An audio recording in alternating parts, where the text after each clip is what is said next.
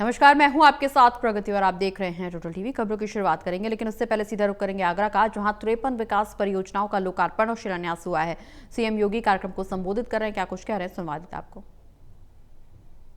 ये अलग से विकसित की जा रही है और 10,000 परिवारों के लिए आवास और कॉमर्शियल सुविधा अकेले एक स्थान पर वहां प्राप्त होने वाली है।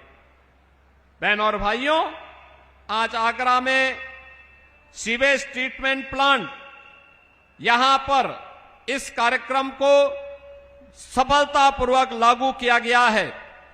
तो साथ साथ ओडीओपी और ओडीओसी के बाद पहले यहां का लेदर उद्योग और अब ओडीओसी में पेठा को भी हमने शामिल करके उसको वैश्विक मान्यता देने की दिशा में कार्य प्रारंभ किया है।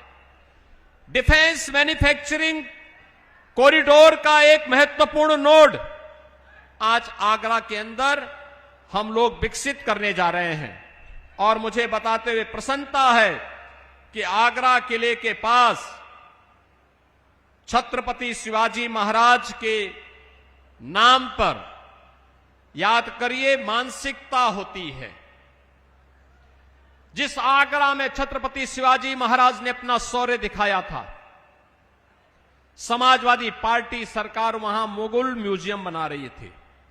हमने कहा उत्तर प्रदेश की जनता के पैसे का काम किसी आक्रमणकारी के नाम पर म्यूजियम नहीं, बल्कि भारत के राष्ट्र नायकों के नाम पर म्यूजियम बनेगा और छत्रपति शिवाजी महाराज के नाम पर भव्य म्यूजियम के निर्माण का कार्य इस वर्ष के अंत तक हम निर्माण कार्य उसका पूरा कर चुके होंगे। इसके अलावा आगरा में छत्रपति शिवाजी महाराज जिस कोठी में रहते थे, उसके अधिग्रहण की कार्रवाई को भी हम लोगों ने अपनी सहमति दी है। यहां पर बटेश्वर धाम, कैलाश मंदिर, गुरु का ताल, गीत गोविंद वाटिका, श्रद्धेय अटल बिहारी वाजपेयी जी की जन्मस्थली बटेश्वर के साथ ही फतेहपुर सीकरी, सौरीपुर जैन तीर्थ, इन सभी के विकास के कार्यक्रम को आगे बढ़ाने के साथ ही अभी यहां पे केंद्रीय मंत्री प्रोफेसर एसपी सिंह बघेल जी कह रहे थे कि लोक माता की स्मृति में, और आज मुझे बताते हुए प्रसन्नता है कि आगरा में भी लोक माता अहिल्याबाई होलकर की स्मृति में 500 महिलाओं के लिए एक श्रमजीवी हॉस्टल के निर्माण की सहमति राज्य सरकार ने दी है। उसके पैसे भी स्वीकृत हो गए हैं। इसके साथ ही यहां पे अन्य तमाम प्रकार के कार्यक्रमों को आगे बढ़ाते हुए कृषि मंत्री आज यहां पे विकास के जिन कार्यक्रमों को हम आगे बढ़ा रहे हैं, वहां पर हमारे हजारों करोड़ रुपए की परियोजनाएं, कहीं ब्रिजेज के हैं, श्याम दास अरोड़ा जी, कहीं फ्लाईओवर के हैं, श्याम सिंह राणा कहीं जी, सड़कों के चौड़ीकरण और सुदृढ़ीकरण के हैं, इस क्षेत्र के लोग, कहीं पॉलिटेक्निक और आईटीआई के हैं, कहीं पे नए कॉलेजेज और नए यूनिवर्सिटी के निर्माण के कार्यक्रम हैं। हरियाणा सरकार के बहनों और भाइयों, ये सभी कार्य इसलिए आगे बढ़ पाते हैं चौधरी क्योंकि आपके द्वारा चुने गए जनप्रतिनिधि लखनऊ तो 53 विकास परियोजनाओं का लोकार्पण और शिलान्यास करने पहुंचे हैं उत्तर प्रदेश के मुख्यमंत्री योगी आदित्यनाथ। आगरा को बड़ी सौगात, जहां 53 विकास परियोजनाओं का लोकार्पण और शिलान्यास मुख्यमंत्री योगी आदित्यनाथ की तरफ से किया गया है। यह आगरा वासियों के लिए बड़ी सौगात। यही संवाद नहीं था। जो लोग चुने गए थे वे अपने विकास में व्यस्त थे। जनता का पैसा सेफई सिंडिकेट के लूट खसोट और डकैती का माध्यम बन गया था।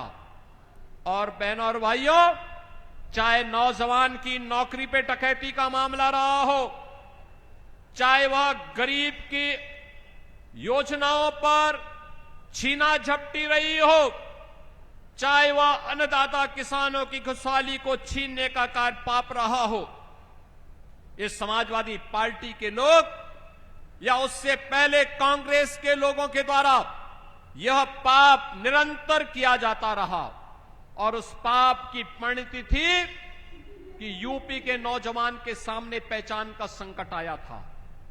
उस पाप की परिणति थी, अन्नदाता किसान आत्महत्या करने के लिए मजबूर होता था। उस पाप की परिणति थी कि बेटी और व्यापारी दोनों असुरक्षित थे। और आज ये डबल इंजन की सरकार प्रधानमंत्री मोदी जी के नेतृत्व में बिना रुके, बिना डिगे, बिना थके,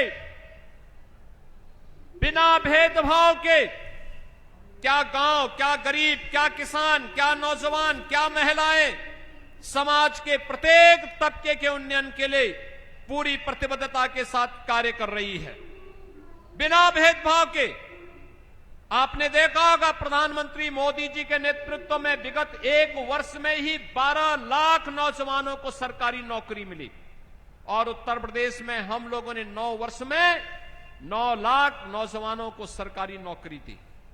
आज जब यूपी गवर्नमेंट की कोई नौकरी निकलती है और परीक्षा के बाद नियुक्ति पत्र वितरण का कार्यक्रम होता है, आगरा का नौजवान भी नियुक्ति पत्र प्राप्त करता है। आगरा का नौजवान भी लेता है, फिरोजाबाद का नौजवान नियुक्ति पत्र प्राप्त करता है, मथुरा का नौजवान भी नियुक्ति पत्र प्राप्त करता है।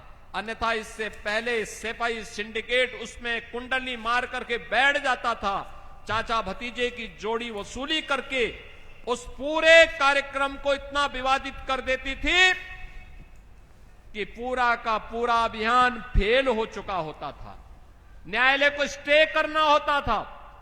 बहनों और भाइयों, अब बेटी की सुरक्षा में कोई सेंध नहीं लगा सकता। अब कोई व्यापारी घर से निकल करके ये कामना करके नहीं आता है कि शाम को पता नहीं मैं अपने परिवार का मुंह देख पाऊंगा कि नहीं देख पाऊंगा। अब तो बेटी और व्यापारी की सुरक्षा में सेंध लगाने का मतलब 2 ही जगह होंगी, या जेल होगा या जहन्नुम होगा, तीसरी कोई जगह नहीं होगी। और सरकार पूरी प्रतिबद्धता के साथ, डबल इंजन की सरकार आज उस दिशा में कार्य कर रही है और उसी कार्यक्रम को लेकर के आज हम आगे बढ़े हैं। बहनों और भाइयों, इन सब कार्यों के लिए जिन कार्यों को मैंने आपके सामने गिनाया, ये कार्य पिछली सरकारें भी कर सकती थी।